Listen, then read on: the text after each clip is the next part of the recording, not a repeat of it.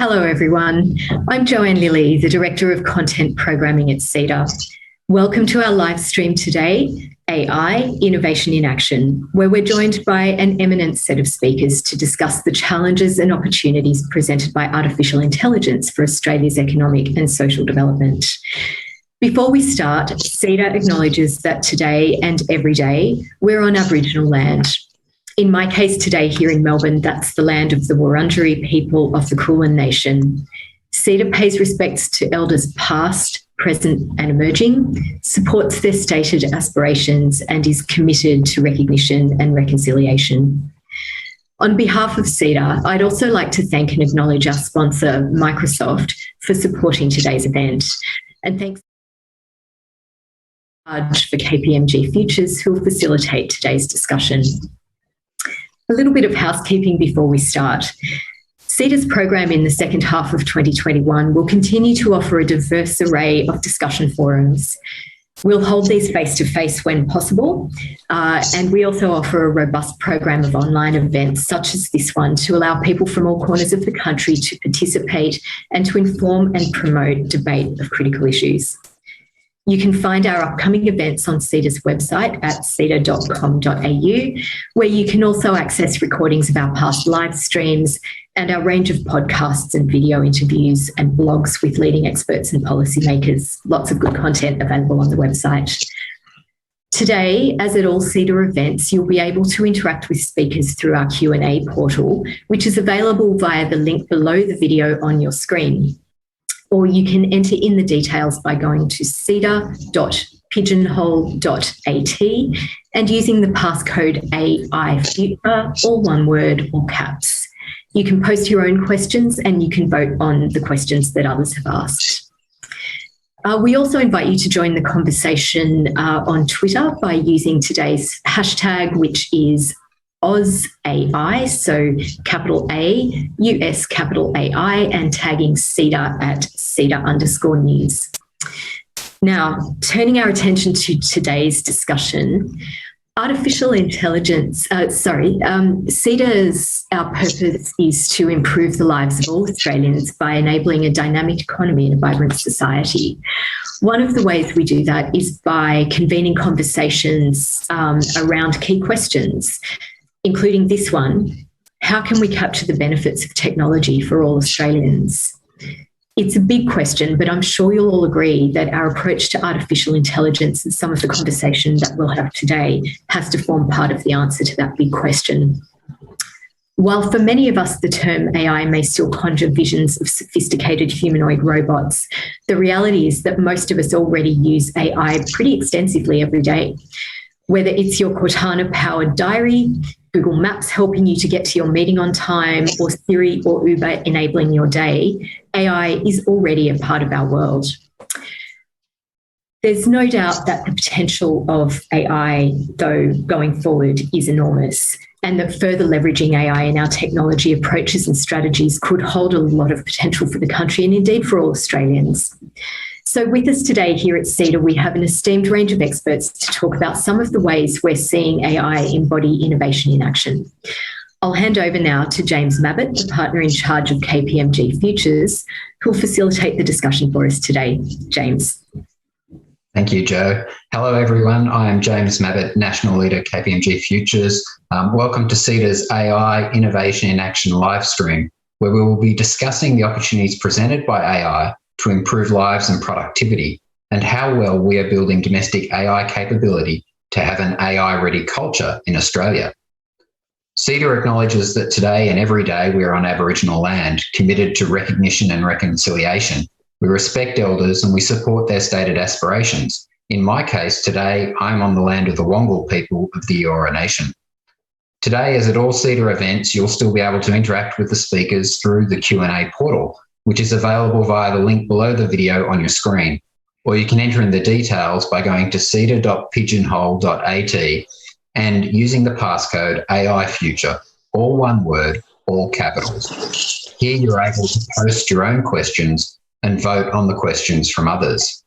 You can also join the conversation on Twitter by using today's hashtag, which is hashtag AusAI, and tagging CEDA at CEDA_news. So AI has informed and assisted responses to COVID-19, bushfires and healthcare services. It has the potential to increase productivity by 30% by 2035. Governments and the private sector have made substantial investments to drive the digital economy. The Commonwealth's An Action Plan for All Australians provides a framework to maximise the advantages AI will provide, while organisations across sectors seek to implement new technologies and ways of working. And now I'd like to extend a warm welcome to those joining us online and welcome those leading this important discussion today.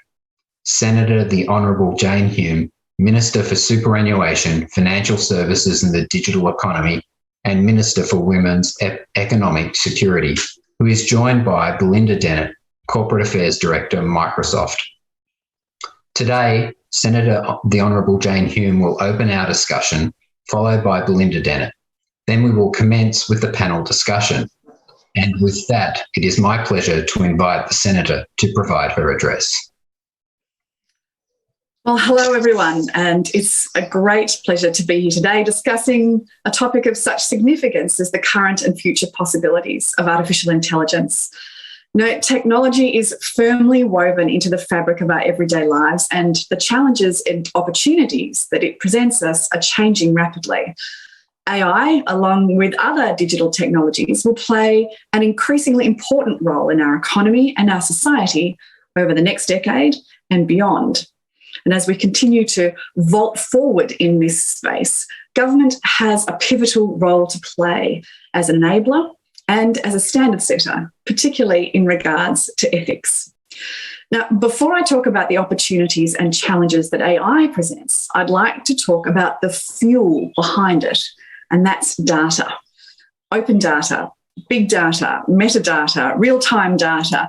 With the development of technologies and devices such as the Internet of Things, fridges that order more of your favourite milk when you're running low, advanced communications and data analytics techniques, data is constantly being created, collected, shared and analysed all around us, and with increasing intimacy. According to Statista, more than half of the world's population is online. In January 2021, there were 4.66 billion active internet users around the world.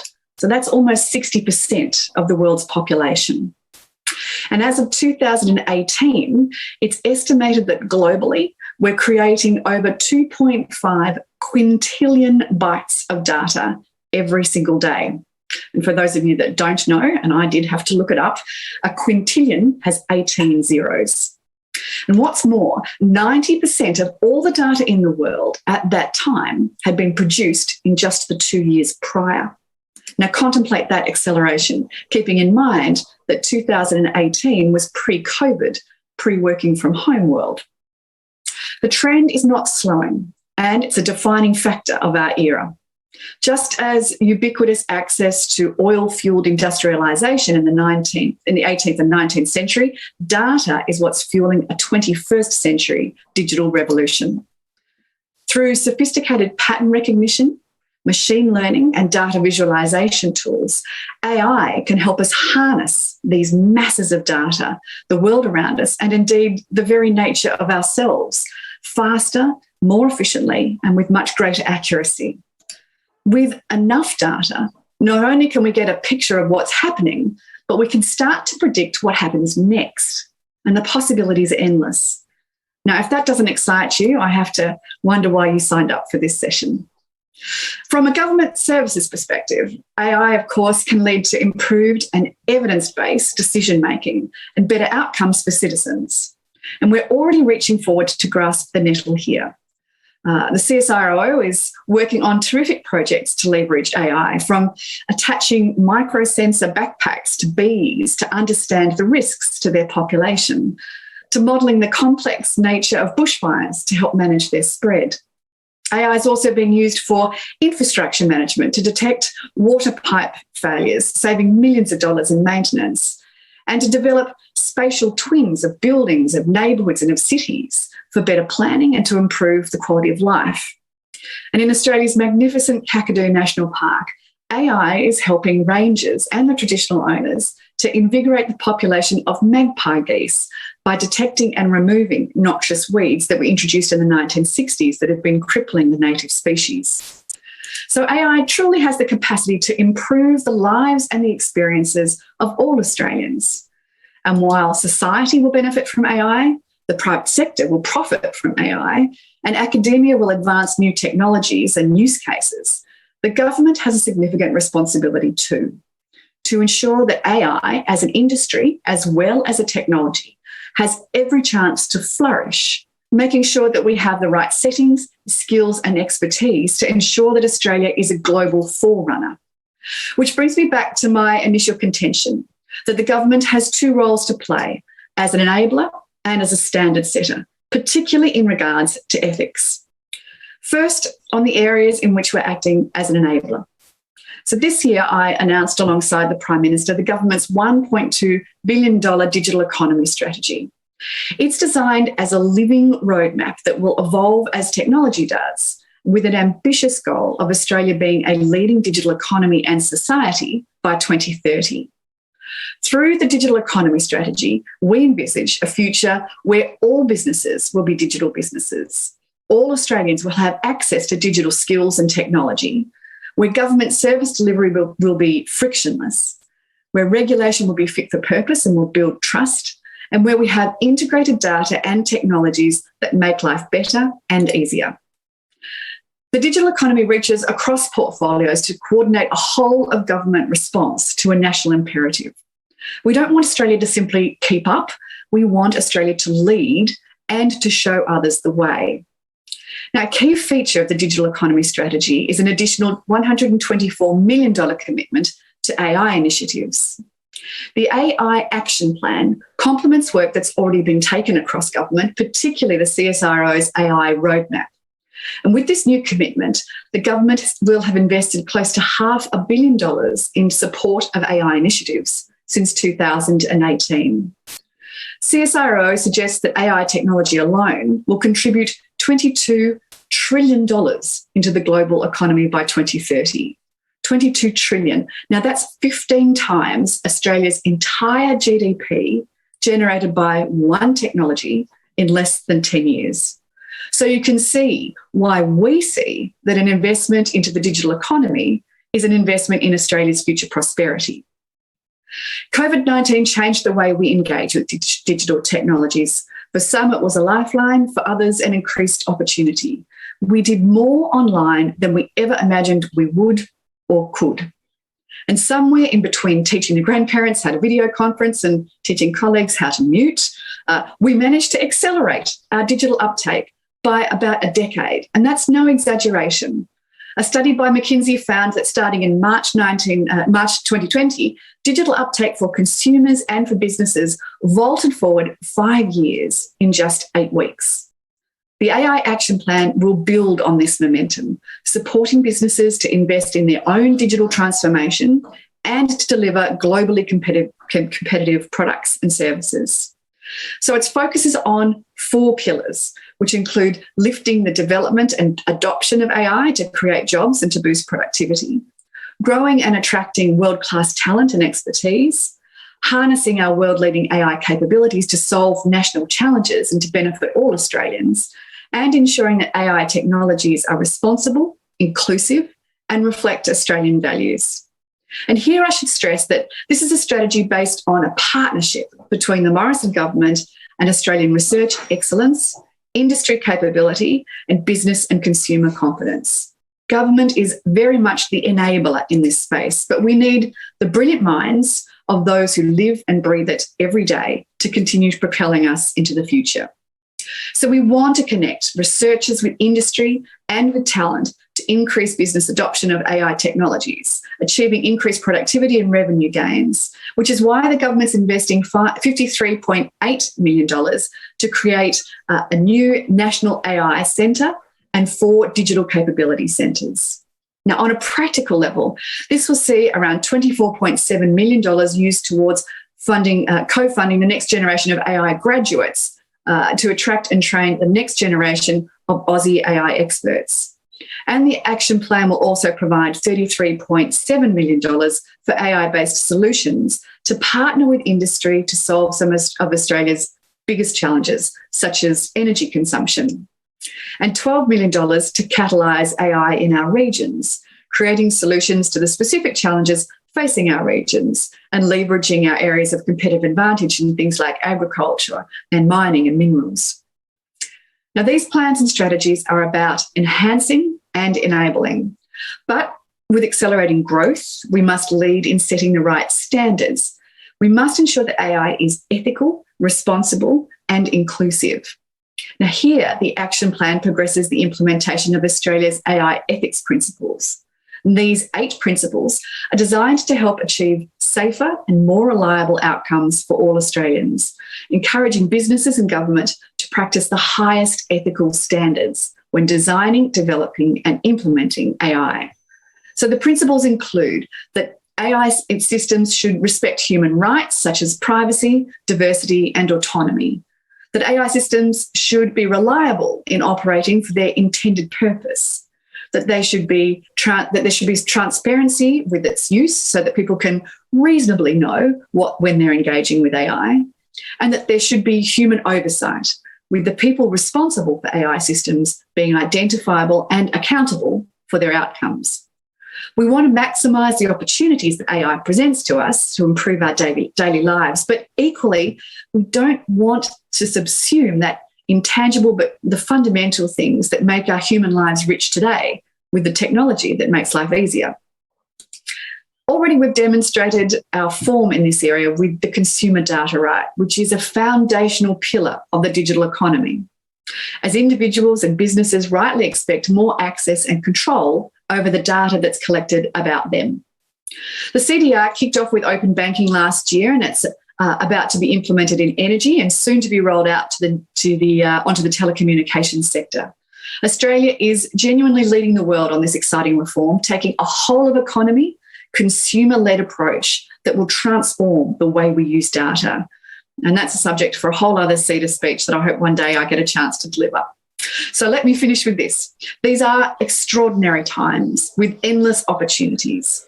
But the momentum that the Morrison government is putting behind this sector is not about winning some global race for its own sake. It's about using technology to make Australians' lives better, using data to make better decisions, about creating more jobs and ensuring that Australia plays a leading role. We're leveraging the unique advantages of our nation to build on Australia's strong foundations and secure our economic future, because now is the time to build on and beyond those foundations. Australia's future prosperity depends on it, and the Morrison government is committed to getting us there. So thank you very much for your time today. It's an extraordinary honour to speak to CEDA. And I'm going to throw now to Belinda Dennett from Microsoft. Thank you, Minister. Let me begin by also acknowledging the traditional owners of the lands on which we are all meeting today and pay my respects to elders past and present. And congratulations, Minister, on the government's work on the digital economy strategy, the AI action plan, and the significant investments that you are making in these crucial technologies that really are going to be the future of our economy. As the Minister has outlined, the opportunities of AI, both economically and also in solving societal challenges, are well documented. And the Minister gave you some stats. Here's some more. They probably work out to be very similar, but research indicates that greater adoption of AI could boost productivity by over 50% by 2030 and grow Australian incomes by 25% by 2030. The benefits of AI adoption up to 3 times higher in non-digital sectors. And Minister, thank you for calling out the work with Kakadu and Siro and the Magpie Geese. Microsoft's been very involved in that project, and it is just a fantastic example of the non-economic contribution that AI can make. But how well we fulfil the promise and how well Australia can get the innovation risk model balanced depends a lot on whether we're able to build social license around AI. Back in 2019, Microsoft commissioned work through FutureEye to undertake a social license assessment of the Australian public's perceptions of AI and to begin a consensus-building approach among AI experts in Australia.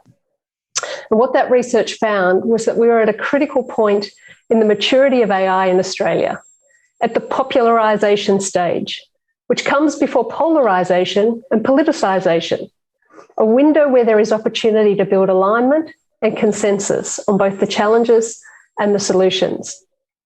I believe we are still in that window, but we don't have long. And key to building alignment is in establishing trust, which is built on open dialogue and creating guardrails and safety nets that protect the vulnerable and reduce the risk of harm. And here both governments and industry have a role to play.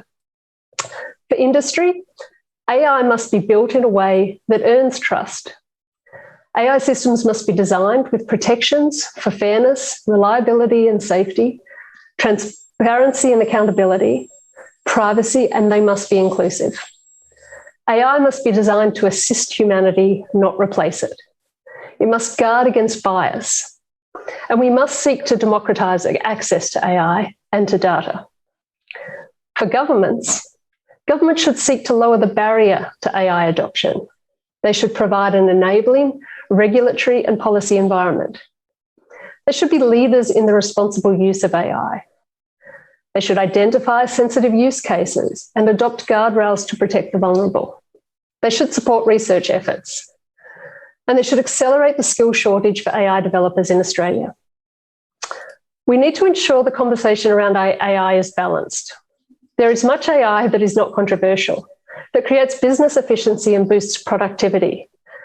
Things like chatbots and spell check. And if you've heard me speak, Clippy, that annoying little friend. After all, AI is really about being able to digest and make sense of huge amounts of data and apply reasoning in real time. And our focus should be on how the technology is used, not the technology itself. Facial recognition technology is relatively harmless when used to unlock your computer or your device, but used in some sort of surveillance activity, the use becomes a lot more sensitive and there should be rules in place about that use. After trust, the next single biggest factor is developing an AI-ready workforce. At the moment, the only country that is building the workforce of the future in the form of AI developers is China. Tech companies cannot hire enough of these highly skilled graduates. And there's a real opportunity for government and industry to think about how you can match that. I think about some of the nation-building programs following previous industrial revolutions. We had to build a workforce that could build the food supply of the future or build the snowy hydro. The time is right for something big and bold and visionary. And in closing, AI has been around for a long time. With the advent of cloud computing and a data-driven economy, advancement is being made at breakneck pace. To truly reap the benefits, we must seek to democratise access to AI models, algorithms and data, and seek to ensure that AI is available to all across society and that its value and impact is felt by all Australians. Thank you, Minister, and thank you, Belinda, for those opening statements and addresses. And I'd just like to remind everyone who is online that you are able to interact with the speakers through our Q&A portal, and I've seen some questions come through there. But for those of you who haven't, I'd just like to remind you, if you go to ceda.pigeonhole.at or click on the link at the bottom of the video, use the passcode word there, AI Future, all one word, all capitals, and you'll be able to post your questions. And also vote on the questions that have been posted by others as well. But to kick us off, before going to the questions that we've got online, I'd like to start with one of my own, and that would be to yourself, Minister. And, in particular, one area I'm keen to follow up on is building an AI-ready culture for Australia. Recent research we've worked on as a firm with the University of Queensland suggests that our general awareness of AI applications and their use is quite low. So what role might education play in building both our understanding as well as increasing opportunities for adoption of this technology? James, thank you. I read that report and I thought that it was really interesting, some of the insights that KPMG and QUT revealed there, particularly that Australians' attitudes towards AI, that it was less about trust for them and more about tolerance. They tolerated and accepted AI, and that the trust that Australians felt towards AI really depended on its purpose. And I think that picks up on some of the things that Belinda was talking about too, with regards to, say, facial tech recognition, that we're happy to use it on our phone. We get a little uncomfortable about it if we feel like it's for surveillance purposes. So what's the government's role here? I think this is a really interesting one. I think the government has a responsibility to showcase really good uses of AI and how it can enhance not just the economy and businesses, and make business more productive and more profitable, but also how it can make people's lives better. So that's, I think, one of our jobs. But I think that more importantly, government's role here is to generate trust. And I know that this word keeps coming up over and over again, with the appropriate regulations around privacy, around consumer laws, as well as around the technology itself. And that's why we've created the 8 ethics principles. It's important that Australians, I think, if they don't explicitly know it, then they should be able to rightly assume that their data is being used appropriately, and that AI technology is both explicable and contestable, and that its proponents are accountable. So it's probably not the government's job to educate more broadly every time a citizen uses AI. We're not going to be able to point out as a government each time you use autocorrect, for instance, or take a photo with your iPhone, because the use cases for AI are already, there's such broad application already. But I do think industry has a bit of a role to play. And one of the things that industry can do here is sign up explicitly to those voluntary AI ethics principles, because that builds public trust and it also builds consumer loyalty. Thank you, Minister. And I think that's a really nice segue, actually, Belinda, into a question that I wanted to ask you about. And, in terms of what you spoke in your opening address on, was quite clearly focused around the adoption of responsible AI. And so I was really interested just to follow up on that with you in terms of what does this mean when we talk about responsible AI? And I guess picking up on what the Minister said there at the end, how can businesses and large technology companies in particular lead the way? What's our role and responsibility? So look, I think over the past few years, there's been much agreement by both governments and industry on principles and developing AI responsibly. There's an overwhelming sort of agreement on the need to prioritise things like transparency, fairness, accountability, privacy and security. The harder part is turning those principles into practice. What Microsoft has done is developed a governance structure to enable progress and accountability, rules to standardise our responsible AI requirements, training and practices to help our employees act on our principles, and to think deeply about the impacts of our AI systems. We've looked to the way as a company we've integrated privacy and security and accessibility even into our products and services as a guide.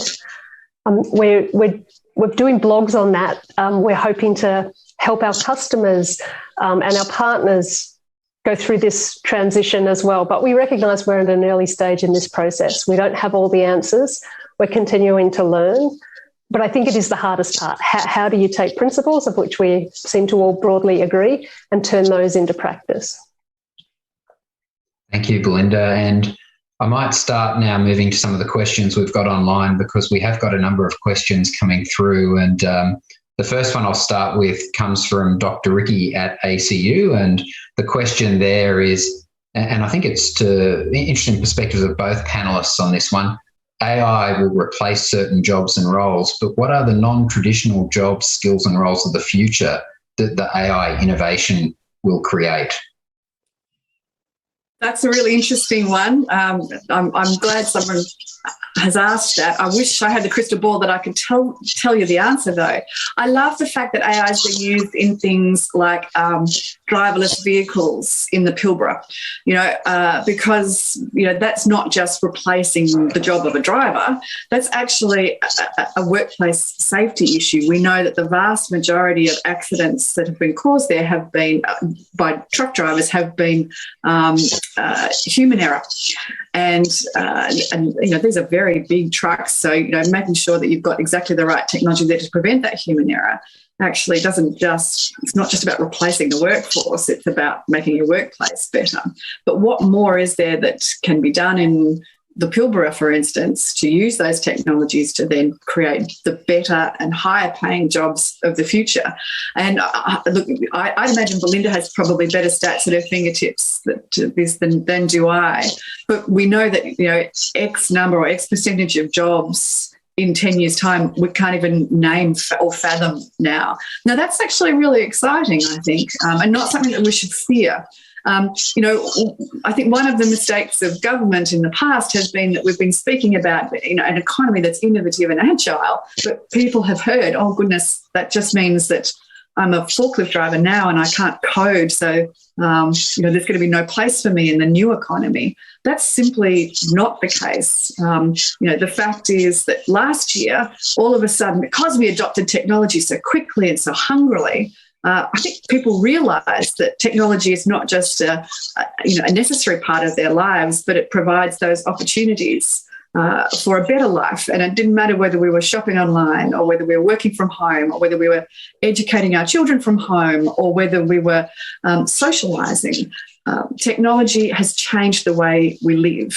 And for that reason, I think that there is a far greater level of comfort in that my job isn't going to be replaced in the future. There are going to be more jobs, better jobs, more exciting jobs. The jobs that are menial now will become less menial in the future, and there'll be more opportunities.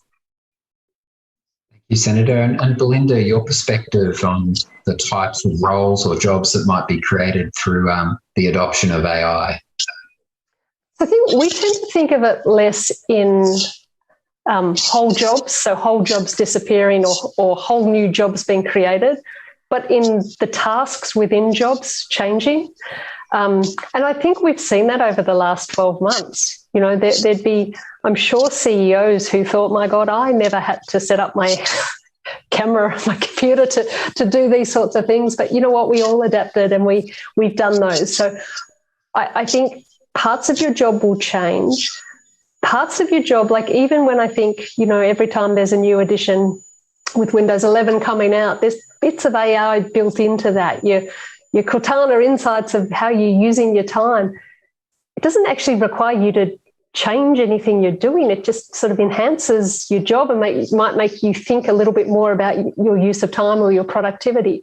So I think there'll be a lot of change like that is almost goes without you noticing, without you having to adapt anything, but what it's doing is freeing up some of your time to manually think about structuring your calendar or breaks in your time because it's doing that for you.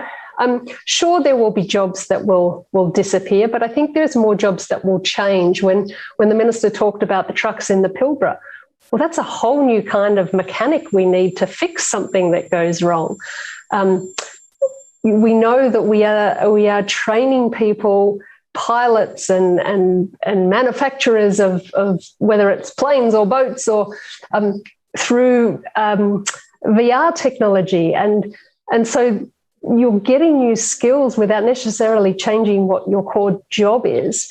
So, I'm with the minister. I think it creates hugely exciting opportunities. I think, for people like us, it might be a little bit jarring that, oh my God, I have to learn all these new skills. I think for the younger generations coming up, it's just naturally happening. They are very comfortable with these changes that are taking place. Thank you, Belinda, and thank you, Minister. So one of the other questions that's come through here comes from Amy at ZNet, and I guess this one is directed more towards yourself, Senator, and that is, establishing an AI framework is a great start, but how does government ensure that industry is following those principles? And would government consider taking a more legislative approach to AI governance? So I guess at the heart of this is our regulatory regime as it currently stands fit for purpose? I think this is a really interesting question, because the difference between a voluntary code and a mandatory code is something that we grapple with all the time, and it doesn't really matter what industry it's in. I obviously would rather have a voluntary code where industry has the input into what's in that code. We want industry to adopt it itself.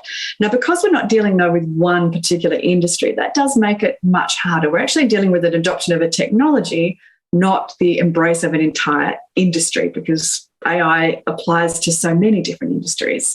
But I do think that ethical and principle framework, or the ethics principles, are kind of universal. There's nothing in there that people would feel uncomfortable with. There's nothing that's too prescriptive either. If you think about it, human societal well-being, human-centered values, fairness, privacy protection and security, reliability, contestability, accountability. These are all things that we would expect. I think there's nothing in there that is particularly onerous. Now, Belinda did say having the principles and ethics there are one thing, applying them is an entirely different thing. And I agree with you there. I do think that she's right when she says that you've got to have the right governance structures, for instance, but you have to have the right governance structures in your organisation for many things. Workplace health and safety, for instance, is a good example. So I think that we would like to see the broader industry, whatever industry it is that's adopting AI technologies, to sign up to those frameworks voluntarily, rather than having something that's top down and imposed. From a government's perspective, though, there's more that we can do with the regulatory framework already. And we do. We already have a very strong regulatory framework, if you think about it. We already have a privacy laws. We already have consumer laws. We already have a data commissioner. We already have a privacy commissioner. We have a misconduct regulator. We have all those guardrails that already sit around the way we run our businesses. AI is simply a technology that's being imposed upon an existing business. So it's important that, while technology is being used to solve problems, the problems themselves haven't really changed. So our regulations certainly have to be flexible enough to accommodate technology chambers, absolutely.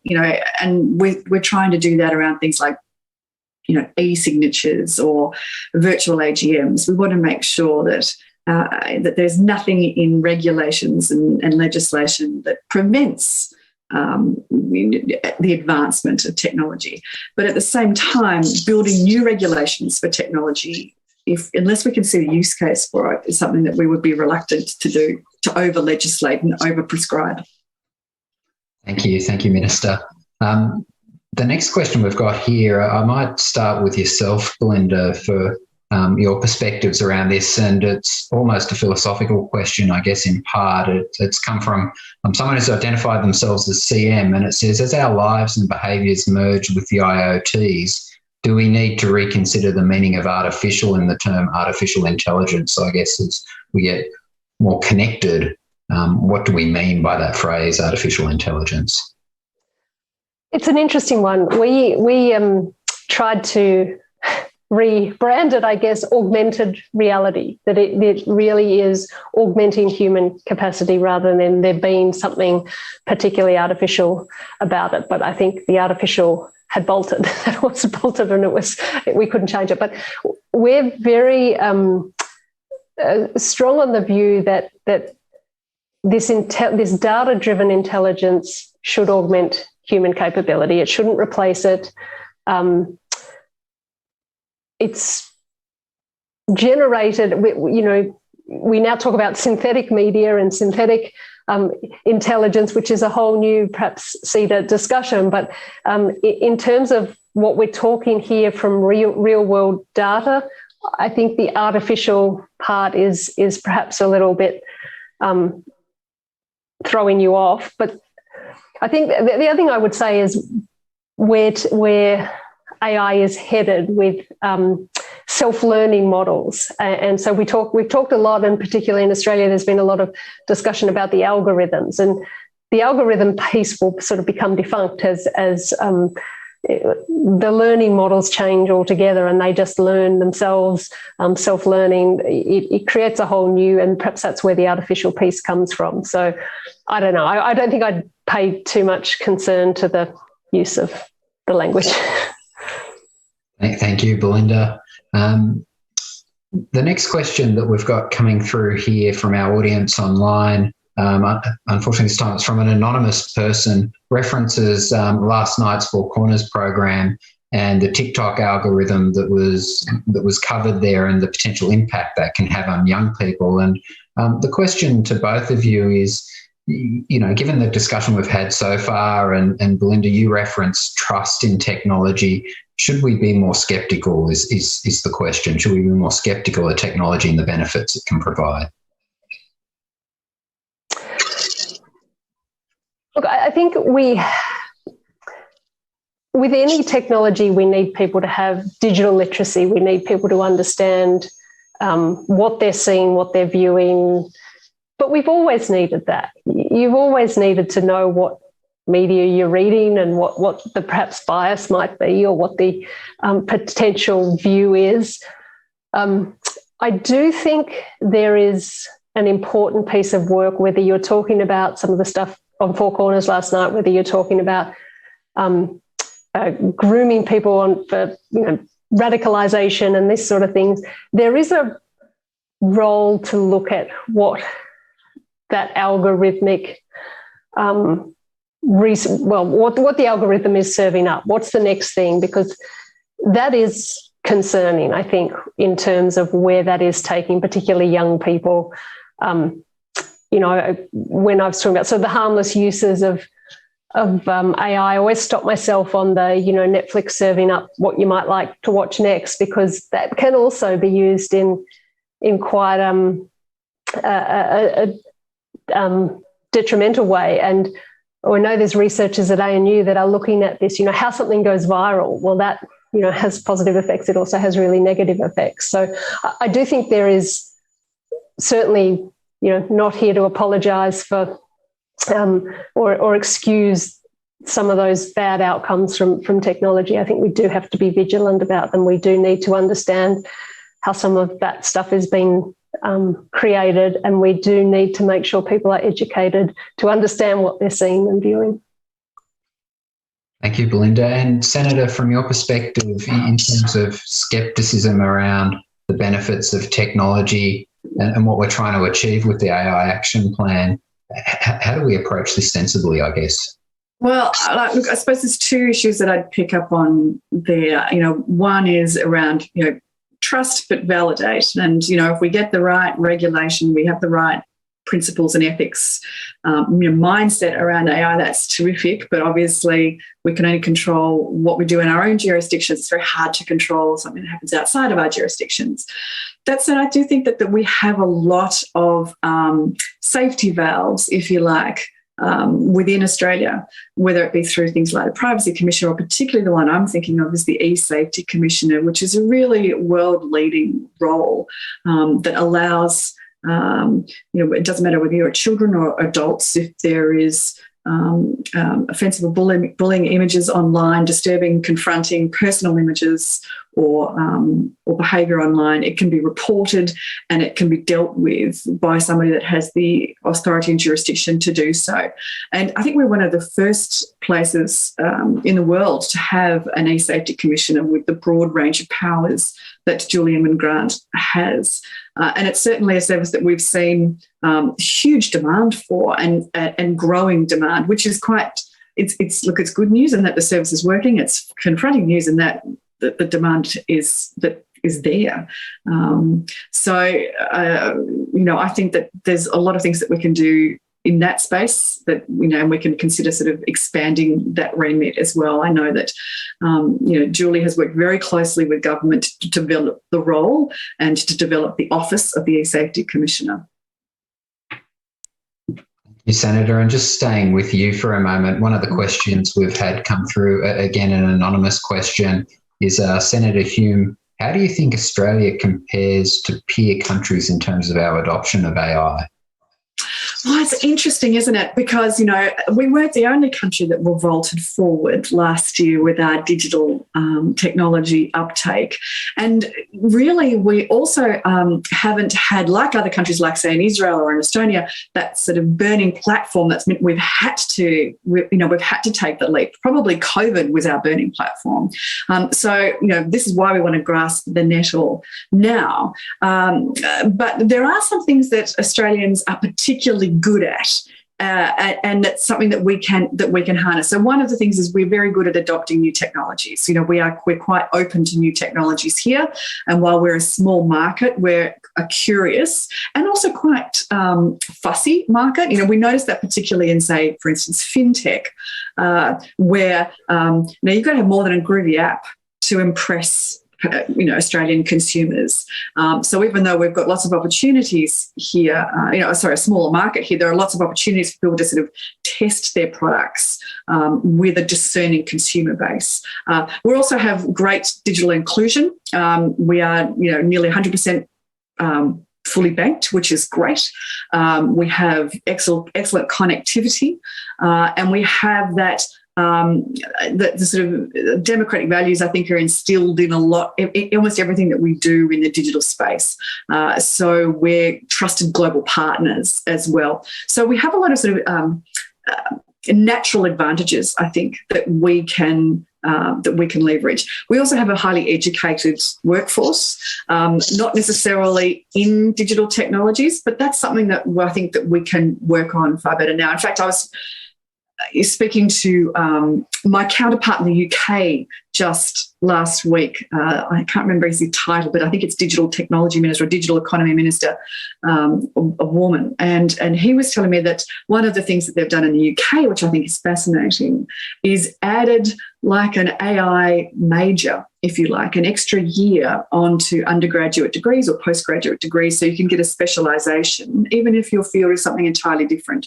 So you can have, a commerce degree, for instance, where you might major in economics with an additional AI year on top of that to get a specialisation. Or you might be an arts graduate and you might major in history, but then you can get an AI specialisation on top of that. So there's really interesting ways, I think, of looking at new ways that we can help to get our workforce more, I think at the moment we're sort of sitting back on our haunches and ready to leap, but I think that there are better ways that we can have that new level of expertise manifest. Some of the ways that we're doing it already are in that AI action plan. We know that we're getting that next generation of AI graduates ready to go. There's 234 homegrown, job-ready graduate places that CSIRO are working on right now in conjunction with the universities. We've also got sort of, data skills and capabilities and digital skills and capabilities, training available for people that are already in the workforce and even in their workplaces. So there's more that can be done, but there is also more in train to make us a more digital-ready economy. It's not just about adopting technologies, it's about making sure that we've got the skills and expertise here. Thank you, Minister. So this next question comes from Cam Rose, AM, and the question goes as follows. It says, there are AI initiatives occurring in our own backyard that are scalable and global by nature. How can we break down the cynicism and blocks to these innovations within bureaucracy? And I guess sitting at the heart of this is, how do we take great homegrown Australian AI applications and support them to grow into that global market? And interested in perspectives, both of yourself, Senator, and also you as well, Belinda. So perhaps starting with Belinda this time around. Thanks, James. Well, look, I think that is happening. The example I like to point to is Willow, a fantastic Australian company building. The Minister spoke about digital twins and the value of that, and a company based in Sydney that's exporting to the world. I think there's lots of those examples. What I hear is there's more venture capital and investment money for great ideas than there's probably ever been in Australia. I think I'd love to know why that's not happening, or why the person typing the question think that isn't happening, because I think the settings, I was doing a lot of work probably 5 years ago in the startup space, and I know, governments really came on board, and there's a lot of investment both in creating, startup hubs and accelerator programs, and there's been a lot of tweaks to various policy settings to sort of fuel and foster that environment. So probably a little bit out of that world at the moment, but I think the opportunities are there. I think there's enough companies like Microsoft that are partnering with companies, of our 10,000 plus partners that are mostly Australian small businesses. They produce $1.5 billion in new IP that they've built here in Australia. So I do think that's happening. Thank you, Belinda. And Senator, interested in your perspective around how government might help scale great Australian AI applications into the broader world. I think that the best way we can do that is to make sure that technology and the digital technology is included and embedded specifically into our free trade agreements. And of course, that's exactly what we've done with the UK as part of this new free trade agreement with the UK. In fact, that's possibly the most modern free trade agreement that has ever been negotiated before. And we already had a really good relationship with the UK, particularly on the fintech side of things. We had the UK-Australia Fintech Bridge, which has allowed around 35 or so UK fintechs to come here, and around, I think, the same amount to go back the other way, accessing that bigger market, whereas they come here and access a fussier market. So, you can see how there is some mutually beneficial opportunities to come from getting the right settings in those trade agreements. We've got a digital economy agreement with Singapore, and of course the consumer data right that we've got in Australia now is being looked at very closely and replicated by New Zealand, by Canada, and also we had some announcements this week by the Biden administration that they're looking at an open data strategy as well. Now, there's great opportunities here for us to become the standard setters. If you can be the one that's leading the way in setting standards, as you know, it's a little bit like inventing the three-point plug. If you can invent the three-point plug, everyone else has to use the double adapter. We would like to be the inventors of the three-point plug. We think that data standards is something that we are particularly good at in Australia, and something that we would like to see expanded. Other than that, so I think between our free trade agreements, launching pads in those key markets, and embedding digital economy agreements as part of our free trade agreements. I think that other than that, we've probably got a role to play, I think I said at the beginning, in showcasing some of our best and brightest talent. Now, whether politicians are the best people to do that, I'm not entirely sure. Politicians aren't necessarily the best communicators. Should I just say that out loud? But I think that if you want to amplify a message, sometimes it's better coming from industry than it is necessarily from government. But certainly, I love talking about this stuff, and I can talk about it under wet cement. So I'll keep doing that. My favourite AI application, in fact, I've told a few people about this, is Critipedia. Critipedia, which has been put together by CSIRO in conjunction with the private sector, has taken the data by thousands of photographs of creepy crawlies, bugs and spiders and snakes, and put them all together in a way that you can then hold up your phone and say, oh my God, what spider is that? And it will tell you just how dangerous that spider really is. Now, for someone like me, that's the best use of AI you'll ever see. So, there are ways that we can showcase our homegrown talent, and even if it's for something fun as opposed to something that's practical or something that's productive, there's a lot of good news stories out there. Thank you. Thank you, Senator. And I think we've got time for one more question.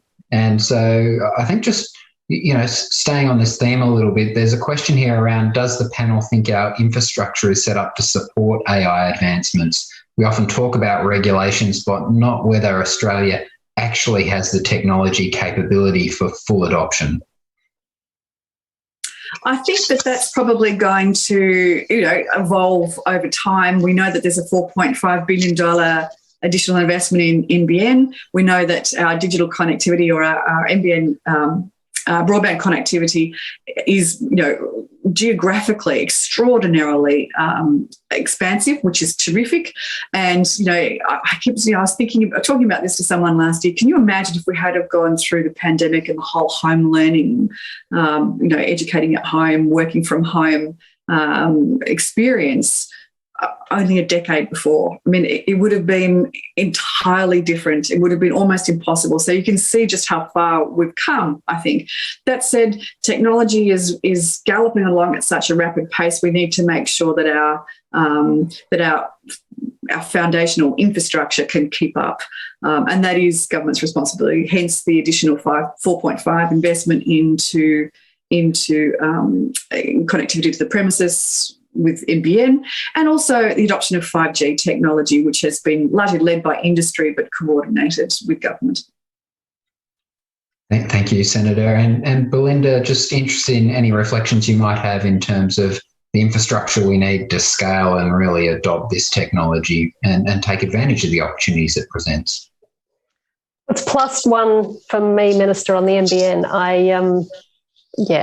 I could not, it's just thank God for the NBN, because I do think had we been in a pandemic prior to this, and, successive governments sticking with building out that infrastructure, it may not be perfect, but, it served a lot of us pretty well over the pandemic.